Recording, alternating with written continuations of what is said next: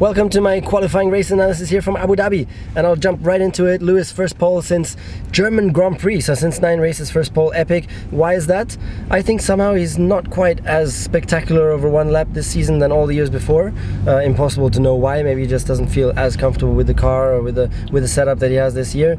But always, like, on the contrary, in racing this year, I think he's probably been his best ever. So he's always been making up for it, and he set a new record, the most wins not from pole position in a season, which is 8 wins not from pole position. That's an all-time record, obviously. So yeah, Lewis starting from pole tomorrow, and he has the best chance for winning. And because of Verstappen being in P2, we have a great extra showdown now on the Hamilton-Verstappen battle. Hamilton, after Brazil, said, "Ooh, I learned the lesson from the gloves-off approach that Verstappen had." So you can expect him to be even more aggressive tomorrow in the battle against Verstappen, and maybe we'll see some wheel banging there. I think we'll be looking forward to that, especially in the first couple of corners. That would be epic. Verstappen again got the best out of the Red Bull, being second. Bottas qualified second, but has been demoted to the back of the grid due to engine penalty.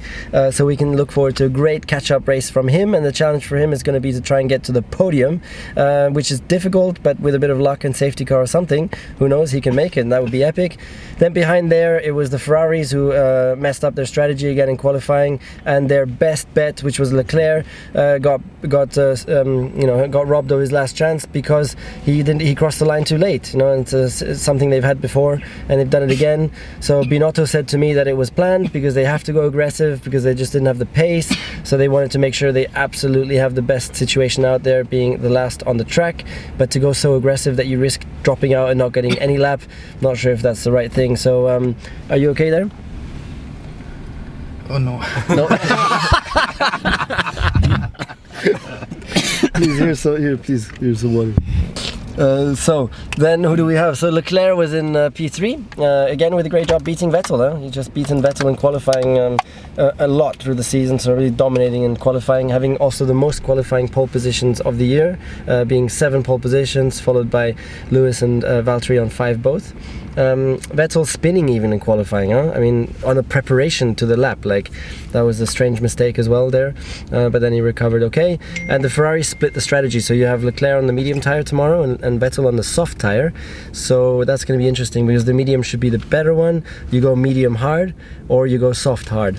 Medium should be the better one to start with, but the soft obviously has a better start performance, so that could play in the hands of Vettel. Let's see how that goes.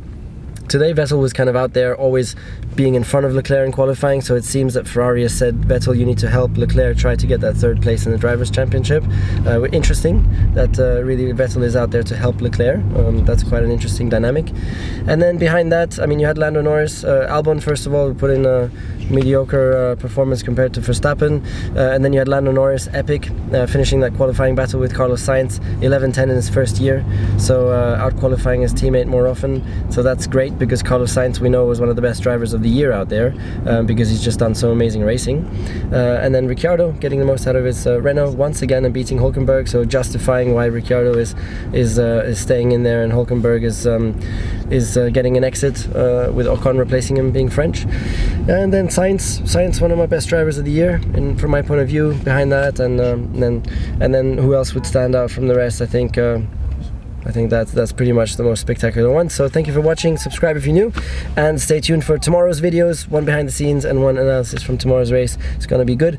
Anything you want to add, guys? Oh yeah, we have a question time. Scroll, and I'm gonna take at Kentucky. Why is the 3rd sector so different for all the teams? Because it's the downforce sector. There's no straights, there's just corners, so it's the absolute downforce sector. And because there's no straights as well, from one corner to the next, the tires never have time to cool down, because they cool down in the straights. And so downforce really makes a difference also from one corner to the next, because the more downforce you have, the less overheating you get on those tires, because the less you will be sliding through those corners.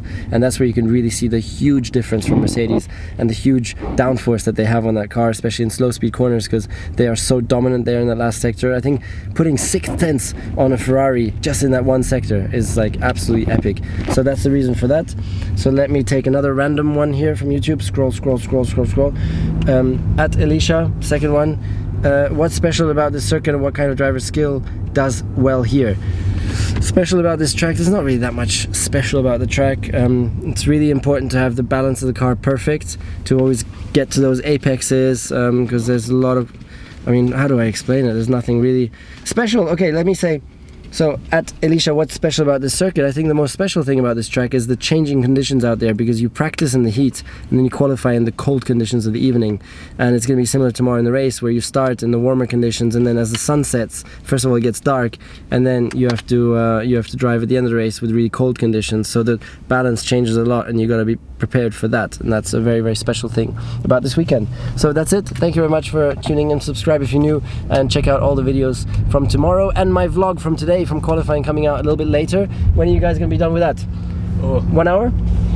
Give us 2. 2 hours? Record tonight? Depends. How many Red Bulls and Monsters have you got stacked in the backpack? Let's not go into more details then. Thank you very much. Bye bye.